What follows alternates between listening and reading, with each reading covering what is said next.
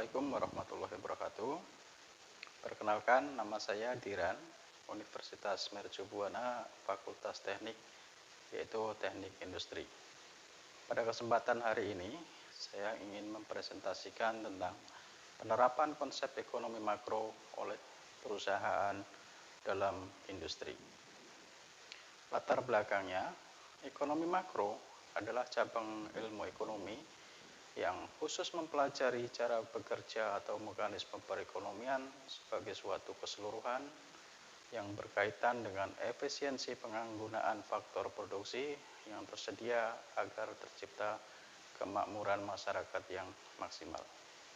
Tujuan penerapan ekonomi makro oleh perusahaan industri adalah untuk meningkatkan pendapatan, membuka lapangan pekerjaan, meningkatkan kapasitas produksi, mengendalikan inflasi, juga menjaga kestabilan ekonomi dan menyeimbangkan neraca pembayaran luar negeri. Pendapatan nasional. Pengertian pendapatan nasional adalah salah satu indikator untuk mengukur perkembangan tingkat pembangunan dan kesejahteraan pada suatu negara dari waktu ke waktu. Dengan metode penghitungan pendapatan nasional dapat diketahui arah tujuan dan struktur perekonomian negara. Pendapatan nasional juga merupakan seluruh pendapatan yang diterima oleh seluruh anggota masyarakat atau seluruh rumah tangga keluarga dalam suatu negara dengan kurun waktu tertentu, biasanya dalam waktu 1 tahun. Pendapatan nasional dapat juga diartikan sebagai hasil produksi nasional, yang berarti nilai hasil produksi yang dihasilkan oleh seluruh anggota masyarakat suatu negara dalam waktu tertentu.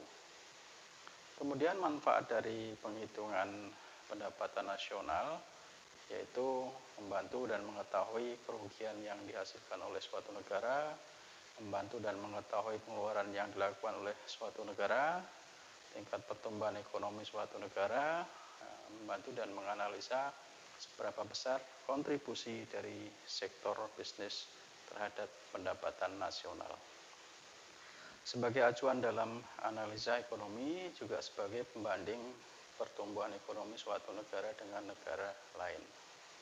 Juga mampu memberikan data yang akurat mengenai pertumbuhan ekonomi suatu negara, juga menjadi salah satu rumusan untuk membuat kebijakan dari pemerintah, dan juga sebagai penggolong suatu negara, juga untuk mengukur tingkat kemakmuran suatu negara. Kemudian konsep pendapatan nasional itu ada 6. Yang pertama adalah produk domestik bruto, kemudian produk nasional neto, lalu yang keempat ada pendapatan nasional. Pendapatan nasional neto ini disingkat NNP. Kemudian yang kelima ada pendapatan perseorangan atau PP. Kemudian yang keenam adalah pendapatan yang siap dibelanjakan atau PD. Kemudian metode penghitungan pendapatan nasional itu ada 3. Yang pertama, metode pendekatan nilai produksi, bisa dihitung dengan rumus Y sama dengan dalam kurung P1 dikali Q1 ditambah dalam kurung P2 dikali Q2 dan ditambah dalam kurung P3 dikali Q3 dan seterusnya ditambah PN dan UN. Kemudian metode pendekatan yang kedua adalah metode pendekatan pendapatan, bisa dihitung dengan rumus Y sama dengan W ditambah R ditambah I dan ditambah P. Kemudian yang ketiga ada metode pendekatan pengeluaran, juga bisa dapat dihitung dengan rumus Y sama dengan C ditambah I ditambah G ditambah dalam kurung X min M. Jadi X itu ekspor dan M-nya adalah impor. Kemudian uang dan lembaga keuangan. Jadi pengertian tentang konsep uang dan lembaga keuangan. Uang merupakan alat pembayaran yang sah. Pada masa-masa sebelumnya, pembayaran dilakukan dengan cara barter, yaitu barang ditukar dengan barang secara langsung.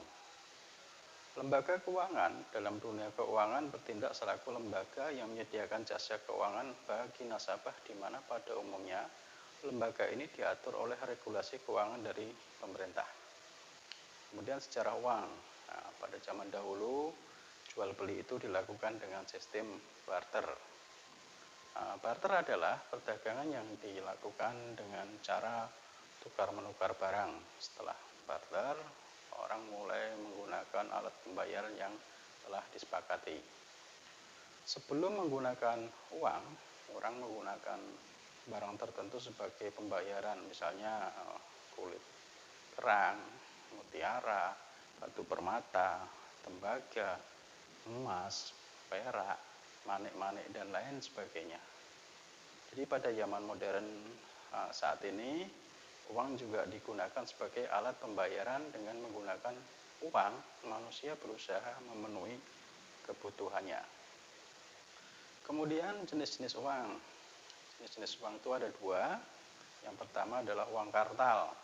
Uang kartal adalah uang yang digunakan sebagai alat pembayaran dalam kehidupan sehari-hari. Uang kartal itu bisa berupa uang logam dan uang kertas. Kemudian lembaga yang bertugas mengawasi peredaran uang rupiah adalah Bank Indonesia. Sedangkan perusahaan yang mencetak uang rupiah adalah Perum Peruri.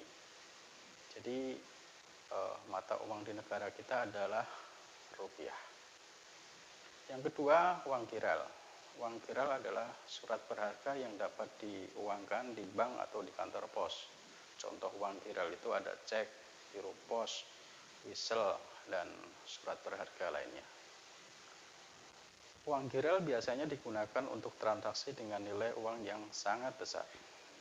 Kegunaan uang ialah dapat digunakan sebagai alat pembayaran, alat penukar, alat penentu harga, dan dapat pula untuk ditabung. Kemudian manfaat, fungsi, dan jenis lembaga keuangan. Jadi manfaat lembaga keuangan itu antara lain, yang ke-1 adalah manfaat likuiditas, kedua pengalian aset, ketiga realokasi pendapatan, yang keempat kemudian transaksi. Kemudian kita akan membahas tentang jenis-jenis lembaga keuangan. Jadi lembaga keuangan itu ada bank dan non-bank. Yang pertama, lembaga keuangan bank. Contohnya adalah Bank Indonesia, kemudian bank umum, kemudian bank perkreditan. Yang kedua, lembaga keuangan non-bank. Contohnya perusahaan leasing, perusahaan asuransi, dana pensiun, bursa efek, pegadaian, dan reksadana. Kemudian fungsi lembaga keuangan itu, jadi contohnya tadi yang pertama, bank berfungsi sebagai lembaga yang menghimpun dana masyarakat dengan cara mengeluarkan dokumen berharga. Bank akan menyalurkan kembali dana yang sudah terhimpun tersebut dan menggunakannya untuk pembayaran baik di bidang ekonomi maupun pembangunan dalam jangka waktu tertentu. Bank juga berfungsi untuk memberikan bantuan kredit modal usaha kepada masyarakat atau perusahaan untuk mengembangkan bisnisnya. Kemudian yang kedua adalah Pegadaian. Pegadaian ini merupakan lembaga keuangan non-bank. Pegadaian didirikan dengan tujuan agar dapat memberikan pinjaman kepada nasabah, namun dengan jaminan berupa barang atau surat berharga. Kemudian yang ketiga ada koperasi. Jadi koperasi ini memiliki fungsi dan tujuan yang mirip dengan bank. Koperasi ini memberikan jasa simpan pinjam kepada anggotanya dengan bunga yang relatif rendah, sehingga membebaskan masyarakat dari rentenir dan dapat mengelola uang secara lebih produktif. Kemudian kita akan membahas tentang inflasi dan pengangguran. Inflasi itu adalah proses kenaikan harga, menjadi proses kenaikan harga-harga umum secara terus-menerus. Lawan dari inflasi itu adalah deflasi, yaitu manakala harga-harga secara umum turun dari periode sebelumnya, atau juga bisa dibilang dengan nilai inflasi minus. Kemudian pengangguran, jadi seorang pengangguran, kesempatan yang timpang yang terjadi antara angkatan kerja dan kesempatan kerja sehingga sebagian angkatan kerja tidak dapat melakukan kegiatan kerja. Pengangguran tidak hanya disebabkan karena kurangnya lowongan pekerjaan, tetapi juga disebabkan kurangnya keterampilan yang dimiliki oleh pencari kerja. Persyaratan-persyaratan yang dibutuhkan oleh dunia kerja tidak dapat dimenuhi oleh si pencari kerja. Jadi seseorang dikatakan menganggur bila ingin bekerja dan telah berusaha mencari kerja namun tidak mendapatkannya. Kemudian kategori yang menghubungkan antara inflasi dan pengangguran. Nah, fenomena inflasi dan pengangguran dengan relevansi terhadap realitas saat ini, kita bisa menyimpulkan bahwa inflasi dan pengangguran merupakan kategori dilema, paradoks, dan trade-off yang dihadapi oleh pemerintah Indonesia. Di satu sisi, inflasi yang berasal dari demand pull of inflation, demand pull inflation akan menyebabkan menurunnya jumlah pengangguran. Tetapi di sisi lain, inflasi yang berasal dari cost plus inflation justru akan menyebabkan PHK dan bertambahnya angka pengangguran. Kita akan membahas tentang moneter dan fiskal. Nah, peran kebijakan fiskal itu sudah diatur dalam Undang-Undang Nomor 3 2004. Dilakukan kebijakan moneter adalah menciptakan kestabilan nilai uang yang beredar di masyarakat. Kemudian fungsi kebijakan moneter itu satu, menjaga iklim investasi di suatu negara. Kedua, membuka luas lapangan pekerjaan. Ketiga adalah meningkatkan pertumbuhan ekonomi yang stabil. Keempat, meningkatkan neraca pembayaran. Kelima, mempertahankan kestabilan nilai tukar mata uang. Yang keenam adalah memperbaiki kestabilan harga barang dan jasa.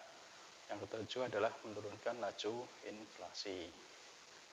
Kemudian tujuan kebijakan moneter. Nah, secara umum, tujuan kebijakan moneter adalah untuk menjaga kestabilan peredaran uang pada suatu negara yang ditandai dengan meningkatnya lapangan pekerjaan dan menggairahkan dunia usaha kecil menengah. Seperti menjaga kestabilan ekonomi, menjaga kestabilan harga, membuka kesempatan kerja, memperbaiki neraca, perdagangan dan pembayaran. Kemudian kebijakan fiskal. Peranan kebijakan fiskal dalam perekonomian dengan adanya kebijakan fiskal, maka masalah pengangguran dan inflasi itu dapat diatasi. Tujuan kebijakan fiskal adalah untuk meratakan kesejahteraan masyarakat, mendorong pertumbuhan ekonomi, meningkatkan distribusi pendapatan, dan juga meningkatkan pembangunan nasional. Jenis-jenis kebijakan fiskal diantaranya adalah pengelolaan anggaran pembiayaan fungsional, stabilisasi anggaran otomatis, anggaran defisit, anggaran seimbang, anggaran surplus. Lalu fungsi kebijakan fiskal juga sudah diatur dalam Undang-Undang Nomor 17 tahun 2003 pasal 3 ayat 4 tentang keuangan negara, yaitu fungsi otoritas, perencanaan, pengawasan, alokasi, stabilisasi, dan distribusi. Kemudian ada upaya pemerintah Indonesia dalam mengambil kebijakan di bidang fiskal dan moneter, terutama untuk menghadapi pandemi COVID-19 pada saat ini. Seperti sudah kita ketahui, Presiden RI Bapak Joko Widodo telah menerbitkan Inpres nomor 4/2020 yang menginstruksikan seluruh menteri, pimpinan, gubernur, bupati, wali kota agar mempercepat refocusing kegiatan, realokasi anggaran dan pengadaan barang jasa penanganan COVID-19 ini. Kemudian Kementerian Keuangan juga akan merealokasi dana APBN sebesar 62,3 triliun rupiah. Kemudian Kementerian Keuangan juga menerbitkan PMK 23/2020 yang memberikan stimulus pajak untuk karyawan dan dunia usaha, yaitu pajak penghasilan karyawan ditanggung pemerintah. dan pembebasan pajak penghasilan impor. Lalu pengurangan angsuran PPh pasal 25. Kemudian Presiden RI juga memberikan arahan agar kementerian atau lembaga memprioritaskan pembelian produk UMKM untuk mendorong BUMN memberdayakan UMKM dan produk UMKM masuk ke dalam e-katalog. Sebagai penutup, kesimpulan saya adalah ekonomi makro adalah dari ilmu ekonomi yang mempelajari masalah ekonomi secara keseluruhan. Terus alat utama ekonomi makro adalah pendapatan nasional dan analisa pendapatan nasional. Analisa pendapatan nasional itu berguna untuk mengukur secara statistik tentang besarnya pendapatan nasional, konsumsi nasional, tabungan dan investasi nasional. Secara garis besar, permasalahan kebijakan makro mencakup dua permasalahan pokok, yaitu masalah stabilisasi inflasi, pengangguran dan ketimpangan dalam neraca pembayaran, masalah jangka panjang atau masalah pertumbuhan. Terdapat dua aspek utama dalam kerangka analisa ini. Yang pertama adalah aspek mengenai apa yang disebut dengan ekonomi makro dan di mana kegiatan tersebut dilakukan. Yang kedua adalah aspek mengenai siapa pelaku-pelakunya. Kemudian saran saya dalam pengambilan keputusan yang dilakukan oleh pemerintah dan pihak-pihak terkait seharusnya menganalisis terlebih dahulu dampak jangka panjang yang akan terjadi di masyarakat. Kemudian, kebijakan makroekonomi yang baik seharusnya memperkuat perekonomian negara secara keseluruhan. Demikian, terima kasih, semoga bermanfaat. Mohon maaf atas segala kekurangannya. Wassalamualaikum warahmatullahi wabarakatuh.